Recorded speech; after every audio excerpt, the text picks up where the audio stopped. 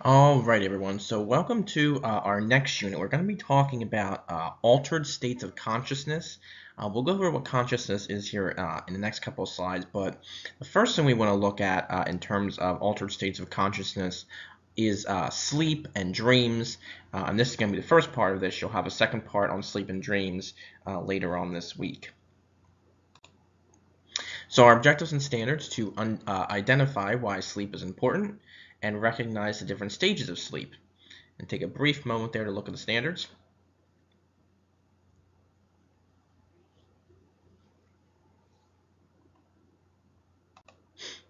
And our desired result is, what is the impact of sleep? So think about that. I'm going to ask you that question later on in the lesson, in the questions. So think about that as we go through the lesson. All right. So what is the impact of sleep?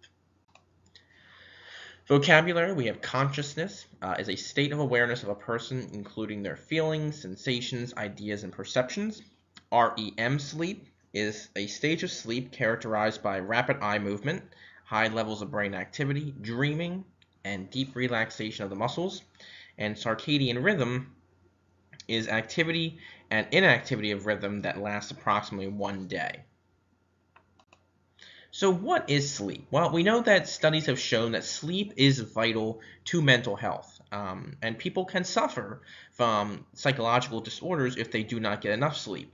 I know I've probably had this, and you may have had this as well, when maybe there's a night or somewhere where you didn't sleep enough, and you wake up and you feel drowsy, or you're not yourself. Maybe you're in a bad mood. I've done it too. I've woken up, not gotten enough sleep, and felt like I'm kind of in a bad mood, or you just don't feel like you slept well, so you're not thinking clearly. So those types of things. So again, that can happen. That's okay to happen once or twice. Here and there. Everybody doesn't have a good night's sleep here and there, but when you don't get enough sleep, it does start to, over time, wear on your psychological mentality. Now, we as humans typically view sleep as a period of unconsciousness with brief dreaming.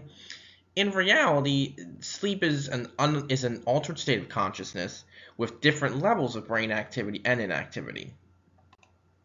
So, kind of talk about consciousness here a little bit. Like we said, this is our next chapter. It's defined as a state of awareness of a person, including their feelings, sensations, ideas, and perceptions. And consciousness can range from different levels, from alertness to non-alertness. So, obviously when we're awake, we know what's going on. We're typically aware of our surroundings. To when we're asleep, we're non-alert, and we're in an altered state of consciousness. Okay, so even though we feel like we might not be conscious of what's going on around us, our brain is conscious of that, and our brain is constantly thinking and doing things. So again, an example of an altered state of consciousness is sleep. Again, the importance of sleep is, the reason for sleep is that it's still unknown. We still don't really know why we sleep, but there are different ideas behind it. Many people say that it is an unresponsive to the environment, and it's typically limited physical mobility, right? I mean, some people may move around in their sleep a lot. I know my sister, when she was younger, she used to throw herself around and, wind up in awkward positions. And maybe you've woken up in, weird positions, like maybe your head's sideways, or your arms across your chest. And, I've done that too. We've all woken up in weird positions. But typically, it's a time of where we're typically still. Now, some of the ideas behind sleep are, there are people that believe sleep allows humans and animals to, quote unquote, recharge our batteries. Others believe that allows the brain to recover from things such as stress and exhaustion from the day. And there are other views that include survival skills. Some people date it back to the first human beings and state that, people, would sleep because they would typically stay awake at night to protect themselves from animals and sleep during the day. So there's that viewpoint, and there's other viewpoints that sleep allows our brains to clear out useless information. And this can also be tied to dreaming, about why we dream about certain things. We say, why did I dream about that? Because your brain is trying to clear out certain information that it doesn't need anymore. Now, there are a couple of stages of sleep. We're going to talk about the early stages of sleep here first, okay? There's 3 stages, and we'll talk about the later stages. But before we get to that, typically as we get ready to go to sleep, our body temperature typically drops, our pulse begins to kind of decrease as well as we start to fall asleep. Our breathing can become slow and even, and you've probably noticed this in yourself as you go to sleep. We gradually close our eyes, and our brain waves begin to show an absence of concentrated thought as we relax. So as we get, as we go to sleep, we typically, we feel like maybe our minds kind of clearing out, right? Maybe our brain's relaxing, and we feel relaxed as we start to fall asleep. Now, our bodies can twitch sometimes as we fall asleep. Our eyes may roll, and we may see brief images flash in our mind before we go to sleep. Um, I know I've fallen asleep here and there where, you feel like, you suddenly jump awake or whatever, your body may twitch, your arm twitches or something like that. But then eventually we begin to enter the stages of sleep. The first stage is stage 1, A there, letter A. I'll highlight that for you there, letter A. And this is when our pulse is slow, our muscles relax, and we typically have uneven breathing. So again, our body is starting to fall asleep. If we were to be awoken during this stage, we might say, we were just drifting, or, I know my parents, when they were, would fall asleep on the couch when we were kids, we'd say, Dad or Mom, you're snoring, and they'd say, I was just closing my eyes, and I find myself using that phrase sometimes when I fall asleep on the couch at my own place, I'll say, I was just closing my eyes, I just closed my eyes for a couple minutes. Maybe you've done that too. You'll be like, I fell asleep for 5 minutes, The first stage of sleep typically lasts for about 10 minutes, and then we go into stage 2, letter B here. And this is when our eyes will typically slowly roll side to side. We don't really notice this, but our eyes are kind of, rolling back and forth with our eyes closed. And stage 2 will typically last about 30 minutes. We then enter stage 3, where there's a large amplitude of delta waves. And this is when our brain really starts to get into some heavy sleeping. Our brain can become very difficult to wake up. So, if you're asleep, this is when, it's very difficult for somebody to wake you up, because with these delta waves increasing, our brain is kind of going into that altered state of consciousness. Okay, so that's stage 3. The later stages of sleep are typically the deepest, and the deepest stage of sleep is stage 4. And this is, again, typically the hardest part. So I know I just said in stage 3 it's hard to wake the brain, but again, stage 4, the most difficult part to wake a person, and this can be referred to as deep sleep. Okay, if you are awoken in stage 4, typically you wake up and you may feel very disoriented. I know I've woken up and you might say, wait, where am I? Whatever the case may be, you might kind of feel a little disoriented, like, wait, where am I at right now? Oh, okay, I'm in my bed, or I'm on the couch, or, I'm in a hotel room, wherever the case is, but kind of you feel a little kind of disoriented for a minute. You're like, wait, where am I? If you are awoken in stage 4. But stage 4 is very important to both physical and psychological health, okay? In REM sleep, or REM sleep, okay, this is known as rapid eye movement sleep, REM. This occurs in stage 4. So it's a separate stage of sleep, but it occurs in stage 4. Okay?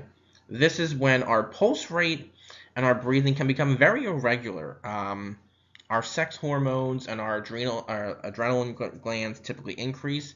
So we feel like we're in a physical activity or an emotional event. So again, this could be maybe something scary or emotional. Your face can twitch, or your muscles can feel paralyzed. Maybe, I don't know if you've ever had a pet, but maybe if you watched a dog sleep, or a cat sleep, or maybe even a baby sleep. But I know I've seen, like, pets sleep. Maybe a dog will move his legs, or a cat might move their legs or their paws. I've been watching my cat sleep a little bit here and there, and occasionally, you'll see the cat's face twitch, or maybe their paws or legs will move, or maybe they'll whimper or something like that. So again, this is when they're in REM sleep. So your face can twitch, your muscles can also feel paralyzed. So you might feel like your legs and arms are very heavy. One thing to remember about REM sleep is this is when most dreaming takes place, okay? So I'm going to draw an arrow here. This is when dreaming mostly takes place. You can have dreams in other stages, but most dreaming takes place in this stage, okay? REM sleep usually typically only lasts for about 15 minutes, and then you typically go back to stage 4 again, but you can go back and forth between the two over the course of sleeping, okay? Rapid eye movement sleep, or REM sleep, is also very important for learning and memory purposes as well. Okay, so again, REM sleep, that's when dreaming occurs, and it can go back and forth between stage 4, but this is when most learning and memory improves as well. So the amount of sleep. So it's stated that humans typically spend approximately 1/3 of their lives asleep. And the amount of sleep required can differ from person to person, and it depends on age. Typically for newborns, they need 16 hours of sleep. Teenagers, 10 to 11 hours of sleep. Young adults, and even adults too, typically 8 hours of sleep. And then as you get older or more elderly, we typically only need 5 hours of sleep. So again, this can also differ due to different health circumstances or things like that, but these are typically the recommended amounts of sleep for people. Now, the circadian rhythm. We seem as humans to have a biological clock that regulates our sleep and awake cycle. And this is known as circadian rhythm, and it regulates our physiological responses within a 24 to 25 hour cycle. So this is about one day, okay, 24 hours in a day. So this occurs over the course of a day, okay? I'm going to put that up here, one day. Sorry about my silly handwriting there. And it includes, excuse me, our heart rate, our digestion, our blood pressure, our hormones, our appetite, and our senses are all tied to this rhythm. Okay, and it's not controlled by sleep or our body necessarily, but it's typically controlled by our environment. And this is why some people may experience some things as jet lag. If you've flown from maybe different parts of the country, I knew when I flew to Europe as a teenager, obviously there's an 8-hour, 9-hour time difference. So when I flew to Europe, I was more tired, and then my body adjusted to it. You typically need about an hour or so a day or so, excuse me, from jet lag to recover.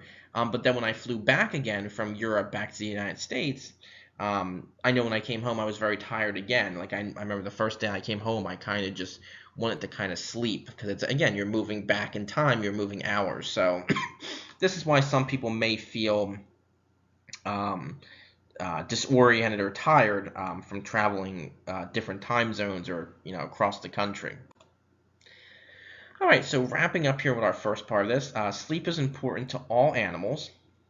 There are different stages of sleep that can impact our body and brain. That there shows you some of the brainwave activity, and you'll have an activity later this week having to do with brainwave activity and things like that.